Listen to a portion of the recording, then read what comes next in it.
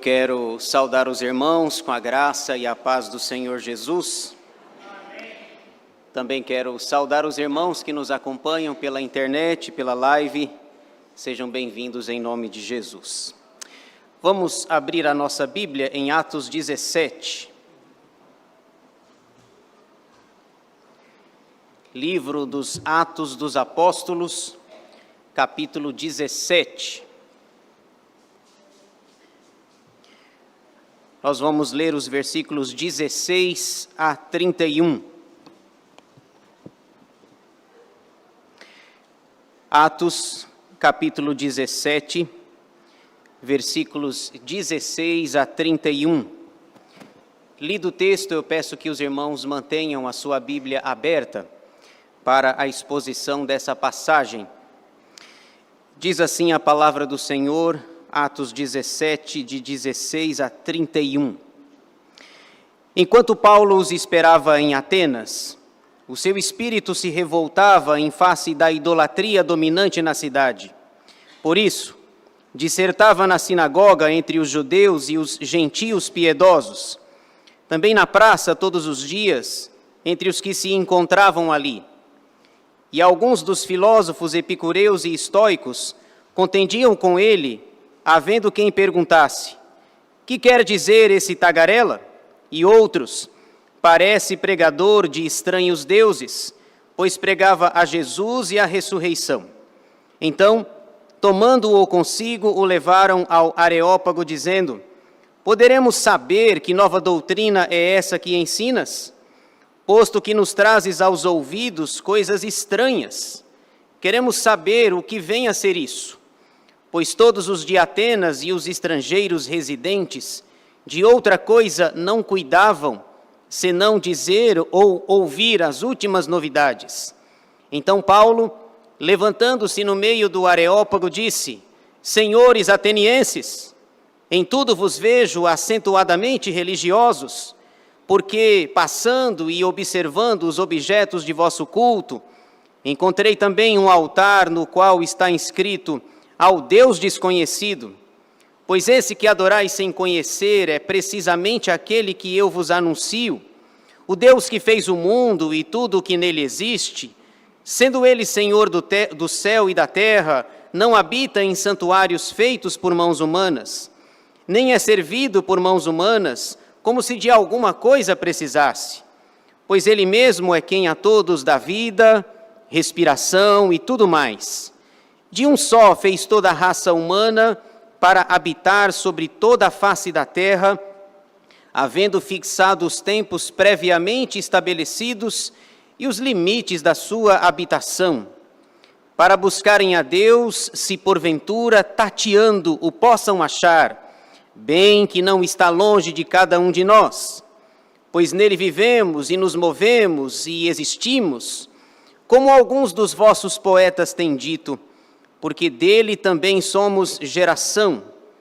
Sendo, pois, geração de Deus, não devemos pensar que a divindade é semelhante ao ouro, à prata ou à pedra, trabalhados pela arte e imaginação do homem. Ora, não levou Deus em conta os tempos da ignorância. Agora, porém, notifica aos homens que todos, em toda parte, se arrependam, porquanto estabeleceu um dia em que há de julgar o mundo com justiça, por meio de um varão que destinou e acreditou diante de todos, ressuscitando-o dentre os mortos. Amém. Vamos orar? Senhor nosso Deus e nosso Pai, nós queremos te agradecer por esse dia que é teu, domingo, dia do Senhor, dia de estarmos na tua casa, louvando e adorando ao Senhor. Pedimos, ó Deus, nesse instante, a tua bênção, a tua ajuda, a iluminação do Espírito Santo do Senhor, para que, diante desse texto aberto, possamos entender a tua palavra e, especialmente, praticá-la para a glória do Senhor. Ó Deus, alimenta-nos, fala conosco por meio da tua palavra. Queremos ser ensinados por ti. Que não fale eu, mas fale o Espírito Santo através da minha vida e que eu seja apenas um instrumento santo, vivo, dócil e agradável nas tuas mãos para a glória do Senhor. É o que nós te pedimos, agradecidos, em nome de Jesus. Amém. Como anunciar o Evangelho? Esse é o tema que eu gostaria de tratar com os irmãos nessa noite. Como anunciar o Evangelho? Meus irmãos, como servos de Deus, como discípulos de Cristo que somos, nós temos a plena convicção e a plena consciência do dever de pregarmos o Evangelho, de anunciarmos as boas novas do reino de Deus para a humanidade caída, perdida e afastada dos caminhos de Deus. Todos nós sabemos disso. Jesus, no final do seu ministério, lá em Mateus, no capítulo 28, versículos 18 a 20, naquilo que nós conhecemos como a grande comissão, ele deixou a tarefa para a sua igreja. Ela deve ir, pregar o Evangelho, anunciar a palavra de Deus, para que as pessoas saiam das trevas e sejam transportadas para o reino do Filho do seu amor, como Paulo diz em Colossenses capítulo 1. Todos nós sabemos que devemos pregar o Evangelho. No entanto, uma questão que deve ser levantada por nós é como fazer isso. Sabemos da nossa missão e do dever de pregar o Evangelho, mas como fazer isso? Essa mensagem tão maravilhosa, tão extraordinária que nós temos em mãos, como anunciar o Evangelho? Aliás, aqui mesmo no livro de Atos, lá no capítulo 4, versículo 12, o apóstolo Pedro, inspirado pelo Espírito Santo, diz algo fantástico. Ele diz que não há salvação em nenhum outro, dado entre os homens, pelo qual importa que sejamos salvos. Pedro diz de uma maneira muito clara e transparente que só há salvação em Jesus Cristo. Atos 4:12. Então, como anunciar o Evangelho? É sobre isso que eu quero tratar nessa noite com os irmãos. O texto que lemos, de Atos 17, versículos 16 a 31, nós temos aqui algumas lições práticas e muito importantes para a sua vida, para a minha vida, para a nossa, a respeito disso. Veja só como o texto começa, versículo 16. Enquanto Paulo os esperava em Atenas, o que estava acontecendo? Enquanto Paulo os esperava, esperava por quem? Aqui no capítulo 17 de Atos, o apóstolo Paulo estava realizando a sua segunda viagem missionária, das 3 citadas no livro dos Atos dos Apóstolos. Ele estava esperando os seus colegas de ministério, Silas e Timóteo, que haviam ficado na cidade anterior, a cidade de Bereia. No capítulo 17, nós podemos ver que no início Paulo estava em Tessalônica, depois foi enxotado para Bereia, e nesse contexto aqui ele estava na cidade de Atenas. Veja aí um pouco do pano de fundo deste capítulo, da segunda viagem missionária. No versículo 1, Paulo estava na cidade de Tessalônica. Veja aí, 17:1. Tendo passado por Anfípolis e Apolônia, chegaram a Tessalônica, onde havia uma sinagoga de judeus. Essa é a mesma Tessalônica que lá na frente o apóstolo Paulo vai escrever 2 cartas, primeira e segunda aos Tessalonicenses, que você e eu lemos até hoje. Depois ele avança um pouco na viagem missionária e nos versículos 10 e 11 eles estavam na cidade de Bereia. Veja aí, 17:10. E logo durante a noite, os irmãos enviaram Paulo e Silas para Bereia. Ali chegados, dirigiram-se à sinagoga dos judeus. E a gente conhece essa cidade de Bereia, conhecemos os bereanos.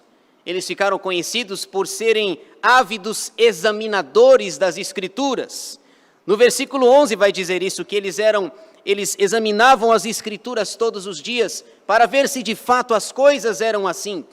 Aí você pergunta, mas quem estava pregando? Quem era o pregador da ocasião? Era Paulo. Eles estavam examinando a pregação apostólica de Paulo. Finalmente, então, Tessalônica, no versículo 1, Bereia no versículo 10, e agora 16, versículo 16, eles estão em Atenas. Veja só, enquanto Paulo os esperava em Atenas, ele, portanto, estava esperando Silas e Timóteo, seus companheiros de viagem missionária, que tinham ficado na cidade de Bereia. Enquanto ele esperava os seus amigos chegarem, ele resolveu dar uma volta pela cidade.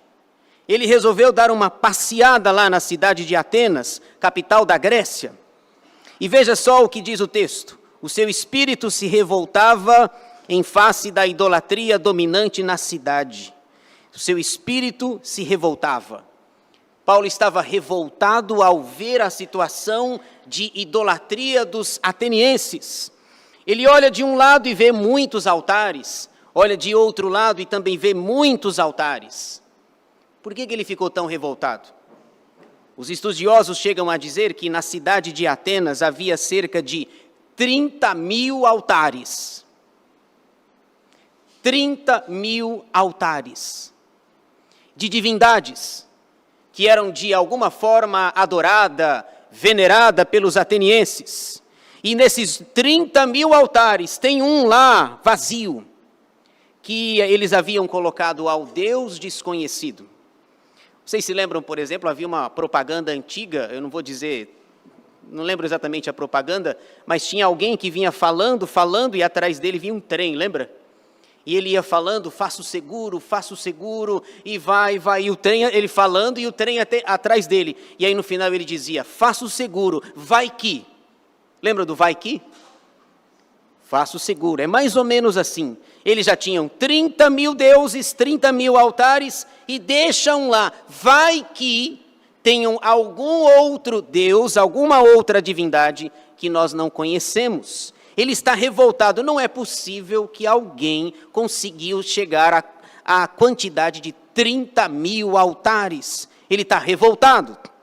Versículo 17. Por isso, dissertava na sinagoga entre os judeus e os gentios piedosos, também na praça todos os dias entre os que se encontravam ali. E alguns dos filósofos epicureus e estoicos contendiam com ele, havendo quem perguntasse, que quer dizer esse tagarela? Veja, ele foi chamado de tagarela. Quem é esse tagarela, que fala demais? E outros, parece pregador de estranhos deuses, pois pregava a Jesus e a ressurreição. Eles entenderam que Paulo estava pregando 2 deuses.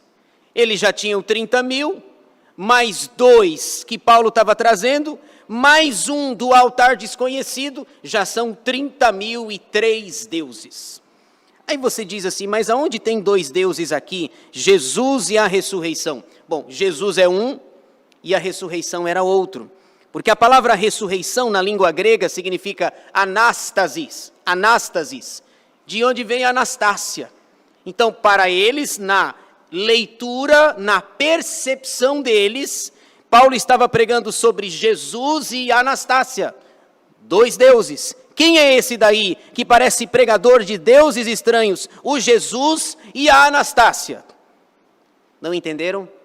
Absolutamente nada, é uma questão de percepção. Então, tomando-o consigo, o levaram ao Areópago, dizendo, poderemos saber que nova doutrina é essa que ensinas? Areópago era um local de debates públicos. Paulo estava na cidade de Atenas, diante dos filósofos, terra de Sócrates, de Platão, de Aristóteles, de Epimênides, que será citado aqui. No versículo 20 diz, posto que nos trazes aos ouvidos coisas estranhas. Queremos estranhas. Jesus é estranho e a Anástasis também é estranho. Queremos saber o que vem a ser isso.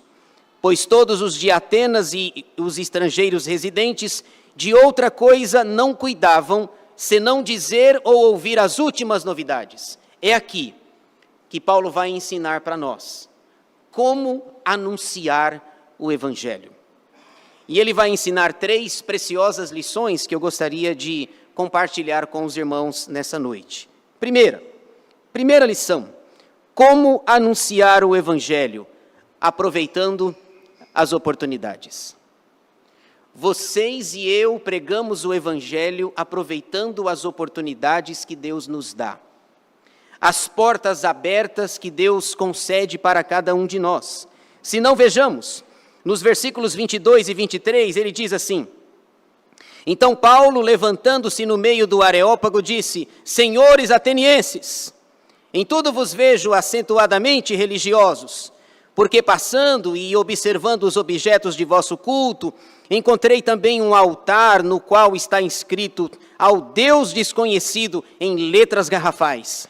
Pois esse que adorais sem conhecer é precisamente aquele que eu vos anuncio. Paulo está no Areópago, diante de filósofos, de gente importante daquela cidade, e a primeira coisa que ele faz é elogiar os atenienses. Senhores atenienses, em tudo vos vejo acentuadamente religiosos, mas ele não estava revoltado agora há pouco? Revoltado porque ele viu 30.000 altares, os atenienses entenderam que ele trouxe mais 2, o Jesus e a Anastácia, e ainda tem mais um ao Deus desconhecido. Ele não estava revoltado? Ele continua revoltado. Mas ele tem tato, feeling. Irmãos, deixa eu dizer uma coisa que eu tenho aprendido: nem tudo que você pensa, você fala. Porque se você falar tudo que você pensa, você está enrolado. E eu também. Eu falo que se eu falasse tudo que eu vejo e eu penso, eu não teria amigos. Ninguém ia chegar perto de mim. Ele está revoltado, mas ninguém precisa ficar sabendo que ele está revoltado. Ele começa elogiando: senhores atenienses. Ele pega um ponto de partida, um gancho, para elogiar a religiosidade deles. Vocês são religiosos. Ele sabe que religiosidade é diferente de espiritualidade. Lembra da nossa filosofia? Que uma coisa é uma coisa e outra coisa é outra coisa. Religiosidade é uma coisa, espiritualidade é outra completamente diferente. Mas o que ele quer é chamar a atenção, elogiando, revoltado, ele está revoltado. Ele quer chamar a atenção para dizer assim: vocês são religiosos. Eu passei observando a cidade e vi muitos altares, altares demais, inclusive um que está vazio, que vocês deixaram ali com medo, vai que tenha outra divindade que nós não conhecemos. Se ele tivesse falado da sua indignação, lá do versículo 16, ele não teria nenhuma chance de pregar o Evangelho. É preciso aproveitar as oportunidades. É preciso ter tato, ter feeling. Salomão diz em Provérbios que o verdadeiro sábio sabe o tempo e a forma. Mas vocês já repararam que, via de regra, nós erramos no tempo e erramos na forma. E depois reclamamos: é claro, não vai dar certo. Errou no tempo, errou na forma, já foi. É preciso que nós aproveitemos as oportunidades. Eu me lembro, eu era novo, um garoto ainda. Mas você também deve lembrar disso. Um pastor de uma igreja neopentecostal conhecida no Brasil, ele chegou há algum tempo atrás, em rede nacional, dia 12 de outubro de 1995. Eu tinha 12 anos de idade na ocasião. Ele chegou em rede nacional, que é o dia da padroeira, dia 12 de outubro, com uma imagem desse tamanho, e ele chuta a imagem. Vocês lembram disso? Eu acho que a data não, mas o episódio sim. Eu lembro a data e o episódio.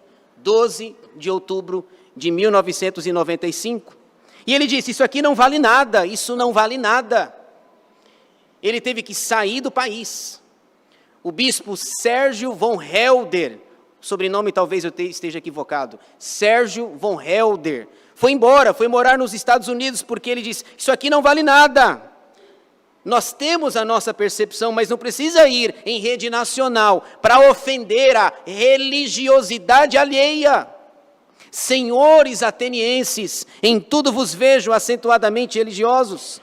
Ele aproveita as oportunidades, ele está com o microfone na mão, ele está com a palavra na mão, e ele está com aquele altar vazio, é a ponte para ele pregar o Evangelho. No versículo 23 ele diz: eu estava observando e vi um altar ao Deus desconhecido. Pois bem, é sobre esse Deus que eu quero falar para vocês. Agora, uma coisa é o que eu penso, outra coisa é o que eu falo, é o que eu verbalizo. A revolta dele deixa para depois. Você vai perceber no decorrer do texto que ele vai dar umas alfinetadinhas de vez em quando, na cena que ele viu, com jeito, com tato, mas ele não precisa escancarar o que ele está pensando. Ele é sábio e aproveita as oportunidades. O próprio Paulo, lá em 1 Coríntios 9, 22, ele diz assim: fiz-me fraco para com os fracos, com o fim de ganhar os fracos. Fiz-me tudo para com todos, com o fim de, por todos os modos, salvar alguns. Fiz-me fraco para com os fracos, a fim de ganhar os fracos. É uma estratégia. Aproveitar as oportunidades que Deus nos dá. Você tem aproveitado as oportunidades para pregar o Evangelho? Uma porta aberta que Deus coloca diante de você, você a deixa aberta ou com as próprias mãos a fecha? É uma coisa para a gente pensar. Segundo lugar, como anunciar o Evangelho? Paulo nos ensina a segunda lição, falando do verdadeiro Deus. Aproveitando as oportunidades, em primeiro lugar, e em segundo lugar, falando do verdadeiro Deus. Isso está nos versículos 24 a 29. Ele diz, no verso 24, o Deus que fez o mundo e tudo que nele existe, sendo ele Senhor do céu e da terra, não habita em santuários feitos por mãos humanas. Agora prestem atenção em mim, diz Paulo. Agora eu vou falar sobre o Deus verdadeiro. Esse daí, que está escrito em letras garrafais, ao Deus desconhecido, é sobre esse Deus que vocês não conhecem, que eu anuncio, que eu falo. Esse Deus aí que vocês não têm muita noção de quem Ele é o Deus que fez o mundo, o céu, a terra, as estrelas, os mares, todas as coisas. Outra coisa, olha só a alfinetada dele, ele não habita em santuários feitos por mãos humanas, do jeito que esses 30 mil habitam. Percebe? Diz o ditado que para bom entendedor, meia palavra basta. Se eu tivesse ali, eu já tinha entendido, entendeu? Captou? Tinha um personagem de humor que dizia, captei vossa mensagem, amado mestre, captei vossa mensagem. O Deus que fez o mundo e tudo que nele existe, é esse Deus que eu anuncio. E ele continua, nem é servido por mãos humanas, como se de alguma coisa precisasse, pois ele mesmo é quem a todos dá vida, respiração e tudo mais. Esse é o Deus que eu estou trazendo aqui para a cidade de Atenas, mas o sentimento dele é de revolta. Aliás, esse é o nosso Deus, irmãos, o Deus que nós cremos, o Deus que nós anunciamos. Às vezes eu saio aqui para andar, na minha folga, eu saio para andar aqui na praia. E outro dia encontrei alguém aqui da igreja, eu estava apaisana. É sério, é sério. E a pessoa ficou meio assustada, porque às vezes as pessoas acham que eu vou na praia assim, né? De terno e gravata.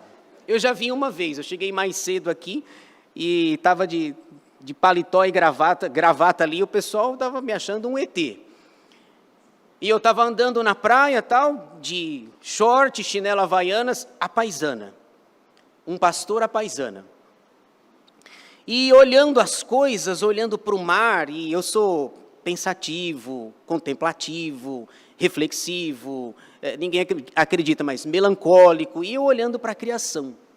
Eu olhando para aquilo e eu vi um mar, um barco lá no fundo, e eu contemplando aquilo. Eu tão pequeno e eu olhava para o horizonte e não via fim. Esse é o nosso Deus. Na folga, contemplando o mar, contemplando a criação de Deus. E eu disse, esse é o nosso Deus, o Deus que fez o céu, a terra, o mar, as estrelas e tudo que nele existe. Paulo diz, é esse Deus que não precisa estar num altar, que não precisa ser carregado por ninguém. Esse é o nosso Deus. Versículo 26, ele faz uma referência a Adão. Onde está Adão? Olha aí, versículo 26. De um só fez toda a raça humana. De quem que ele está falando? De Adão. De um só, Adão e Eva, fez toda a raça humana para habitar sobre a face da terra. Lembra lá de Gênesis 1:2? Crescei, multiplicai-vos, enchei a terra, sujeitai-a. Agora ele já está falando da Bíblia, ele já está falando, bom, agora eu vou falar do que eu creio. Gênesis capítulos 1 e 2, mas o sentimento dele lá atrás é um sentimento de revolta. De um só fez toda a raça humana para habitar sobre toda a face da terra, havendo fixado os tempos previamente estabelecidos e os limites da sua habitação, para buscarem a Deus, se porventura tateando o possam achar, bem que não está longe de cada um de nós. Paulo diz no versículo 27, ele não está longe de nós. Ele não está longe de vocês, apesar de ter criado todas as coisas. Ele é um Deus soberano, poderoso, criador, infinito, santo, totalmente outro, totalmente diferente, mas ele não está longe de nós. Os salmos vão dizer que Deus não despreza um coração contrito, um coração abatido. Ele continua no versículo 28, pois nele vivemos e nos movemos e existimos, como alguns dos vossos poetas têm dito, porque dele também somos geração. Ele havia falando de tatear, havia falado no versículo 27 sobre tatear, e aí no versículo 28, olha o tato desse homem. Ele diz, porque dele também somos geração. Foi um filósofo, foi um homem chamado Epimênides, que falou isso, porque dele, de Deus, esse Deus desconhecido, nós também somos geração. Sabe o que ele está fazendo? Ele está tentando construir pontes. Ele está falando de alguém que os seus ouvintes conhecem. Todos eles conhecem Epimênides. Percebe que ele não falou de Moisés? Como disse Moisés, não adulterarás. Quem é Moisés? Como disse Josué, ou então talvez se fosse a gente presbiteriano reformado, como disse Calvino. Mas quem é Calvino? Eles não conhecem Moisés, eles não conhecem Josué, não conhecem Calvino, Lutero, tanto não conhecem porque também não é do tempo deles, vieram depois, mas Paulo usa alguém que é deles, conhecido deles, para construir alguma ponte. O Epimênides falou desse Deus, ao Deus desconhecido. Portanto, como anunciar o Evangelho? Falando do Deus verdadeiro. Veja aí o versículo 29. Sendo, pois, geração de Deus, não devemos pensar que a divindade é semelhante ao ouro, à prata ou à pedra, trabalhados pela arte e imaginação do homem. Outra alfinetada, perceberam? O Deus verdadeiro não é de ouro, não é de prata, e também não é de pedra, e também não foi trabalhado pela arte e pela imaginação do homem. Aliás, é curioso isso, né? Lá em Isaías, depois do capítulo 40 em diante, Isaías ele começa a questionar a mente do idólatra. Olha que coisa estranha. O homem idólatra, ele pega um pedaço de madeira, e dessa mesma madeira, ele pega uma parte da madeira, ele faz um ídolo para si, e adora. Com a outra parte da madeira, ele faz uma fogueira, para fazer comida ou para se aquecer. Percebem a lógica, ou a falta da lógica? Com a mesma madeira ele faz um ídolo, e a outra parte da madeira ele faz uma fogueira para fazer comida. E Paulo diz, não pensem que o Deus verdadeiro, seja ouro, seja prata, seja pedra, seja madeira, ele não foi trabalhado pela arte e pela imaginação dos homens. O salmista ilustra muito bem isso, Salmo 115, você deve conhecer e deve repetir comigo agora. Salmo 115, versículos 5 a 7, falando dos ídolos, ele diz que eles têm boca e não falam, têm olhos, mas não veem, têm ouvidos, mas não ouvem, têm nariz e não cheiram, suas mãos não apalpam, seus pés não andam, nenhum som lhe sai da garganta. Ele humilhou, com tato, com jeito, com classe, os 30.000 altares que havia na cidade de Atenas. Você tem falado do Deus verdadeiro? O Deus que criou o céu, a terra, o Deus que é transcendente, imanente, o Deus que é todo-poderoso, o Deus que apesar de tão grande, Ele olha para você, Ele se importa com você, e Ele deseja que você viva conforme a vontade dEle. Terceira e última lição, como anunciar o Evangelho? Primeiro, aproveitando as oportunidades. Segundo, falando do verdadeiro Deus. Terceira lição, convidando as pessoas ao arrependimento. Agora nos versículos 30 e 31, os versos finais, o assunto de Paulo agora é arrependimento. Porque ele aproveitou as oportunidades, ele falou sobre o Deus verdadeiro, e agora ele diz, tá bom, e agora eu vou mostrar o que vocês devem fazer, com tudo aquilo que eu falei, o que vocês devem fazer. Versículo 30, ora, não levou Deus em conta os tempos da ignorância, agora porém notifica aos homens que todos, em toda parte se arrependam. Finalmente, ele fala do que Deus requer dos homens. Fala algo interessante no versículo 30, que Deus não levou em conta os pecados cometidos na ignorância. E ainda bem, não é verdade? Deus não leva em conta os pecados que nós cometemos antes da nossa conversão, antes de conhecermos a Deus. Talvez, se você se converteu adulto, você possa pensar, bom, eu tenho vergonha do que eu fiz. Quando eu olho para a minha história, para o meu passado, para a história pregressa que eu construí antes de Jesus, eu tenho vergonha. Mas Paulo diz assim, antes de Jesus, na sua vida, Paulo diz que esses eram tempos de ignorância. Quando os nossos olhos estavam fechados, quando não havia luz, quando não sabíamos discernir entre o bem e o mal, entre aquilo que é bom e é agradável a Deus. Mas agora, Paulo diz, Deus notifica aos homens que todos se arrependam.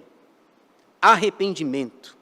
E veja, é possível que pessoas que tiveram uma história ruim e que mesmo depois da conversão, elas não se sintam perdoadas. Eu não sei se você conhece gente assim, que ela fez coisas erradas, mas ela se converteu, agora ela está nos caminhos de Jesus, mas talvez aquilo que ela fez bate tanto na sua mente, que ela diz, bom, eu tenho certeza que Deus me perdoou, mas eu não me perdoo. Pode se considerar perdoado. A palavra de Deus diz que Deus não leva em conta, e isso cai no mar do esquecimento. Agora fizemos isso em cegueira, em ignorância, mas agora Paulo diz, se arrependam, se arrependam. O próprio Paulo vai dizer em Romanos no capítulo 3, ele diz algo parecido com essa questão da ignorância aqui. Romanos 3, 25, ele escreveu, a quem Deus propôs, falando de Jesus, no seu sangue como propiciação, mediante a fé, para manifestar a sua justiça, por ter Deus, na sua tolerância, deixado impunes os pecados anteriormente cometidos. Atos 17:30, Romanos 3:25 diz claramente que Deus deixa na ignorância, não leva em consideração aquilo que cometemos na ignorância. É claro que as consequências ficam, claro que os frutos ficam, resultado de pecado, de desobediência, isso fica. Mas Deus não vai mais cobrar a partir do momento que Ele perdoa. E sobre arrependimento, Paulo está apenas seguindo o que Jesus fez João Batista e Jesus, ambos começaram o seu ministério falando de arrependimento. Mateus 4,17, após ser batizado, Jesus, o evangelista diz: daí por diante, passou Jesus a pregar e a dizer: arrependei-vos, porque está próximo o reino dos céus. Arrependei-vos. Arrependimento. Arrependam-se enquanto é tempo.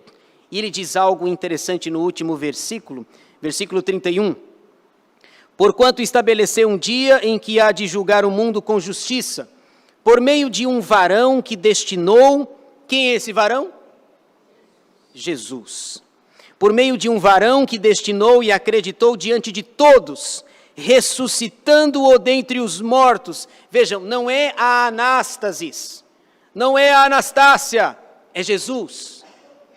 O Jesus ressurreto, vitorioso, glorioso, que a morte não foi capaz de detê-lo. Paulo diz em Coríntios, né? Onde está, ó morte, a tua vitória?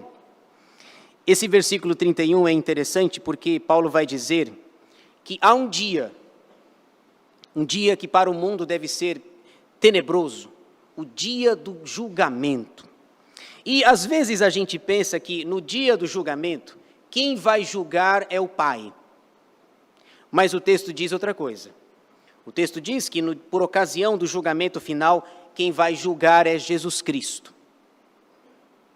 Ele veio da primeira vinda, na primeira vinda ele vem como um cordeiro, lembra disso?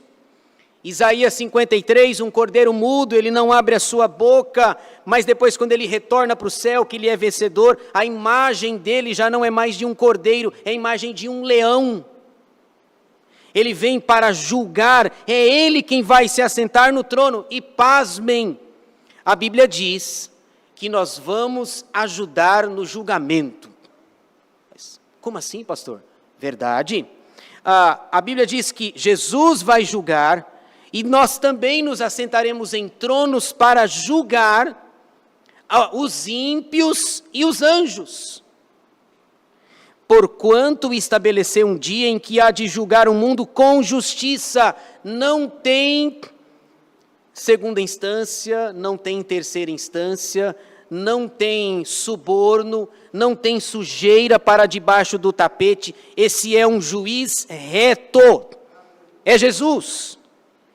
Paulo diz, é sobre Jesus Cristo, ressurreto, que eu anuncio a vocês.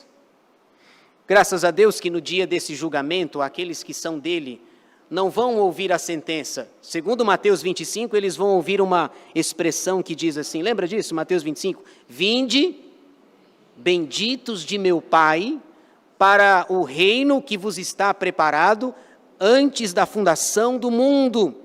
Para aqueles que são dele é vinde. Para aqueles que não são, é a mão pesada de Jesus, um juiz justo. E a Bíblia vai dizer que após terminar o julgamento, ele vai devolver o reino ao Deus e Pai. É assim que a Escritura nos ensina. Como anunciar o Evangelho? Convidando pessoas ao arrependimento. Meus irmãos, o que as pessoas mais precisam aí fora é de arrependimento, é de mudança de vida, é de conversão, é de consertar suas vidas e andar nos trilhos segundo a vontade de Deus. Agora, para a gente terminar, lembra que Paulo estava revoltado, mas ninguém sabe que ele está revoltado, só a gente. Vocês e eu sabemos que ele está revoltado. E Lucas, que está escrevendo? E por ter aproveitado as oportunidades, como é que termina isso? Veja só, para a gente concluir, versículos 32 a 34, como é que termina isso? Quando ouviram falar de ressurreição de mortos, uns escarneceram e outros disseram, a respeito disso te ouviremos noutra ocasião. A essa altura, Paulo se retirou do meio deles. Houve, porém, alguns homens que se agregaram a ele e creram. Entre eles estava Dionísio, o Areopagita, uma mulher chamada Dâmaris, e com eles outros mais. Vocês repararam? porque ele aproveitou a oportunidade, segurou a revolta dele, pessoas se converteram. Pessoas foram salvas e alcançadas pela graça de Deus. Esse Dionísio aqui era um homem importante entre eles. Se fosse na nossa linguagem, seria uma espécie de um diácono. Ele é o dono da chave. É ele quem abre lá o Areópago. Um homem culto, um homem importante, que antes dava ouvidos aos filósofos, epicureus e estoicos, mas agora Dionísio é de Jesus. Entre eles estava Dionísio, o Areopagita, um dos influentes, talvez ele abria e fechava lá aquele local. Dâmaris, uma mulher influente, e outros mais, porque soube aproveitar a oportunidade.